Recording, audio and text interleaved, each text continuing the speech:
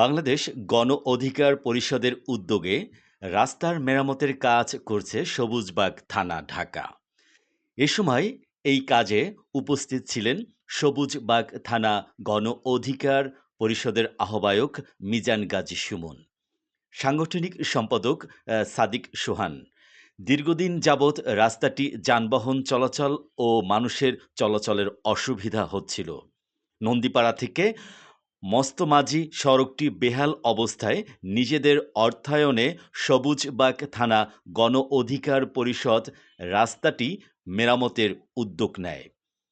এ সময় গণমাধ্যমকে তারা জানায়, এভাবে অসংখ্য রাস্তা তারা মেরামত করতে ইচ্ছুক গণ অধিকার পরিষদ সবুজবাগ থানার তাদের অর্থায়নে।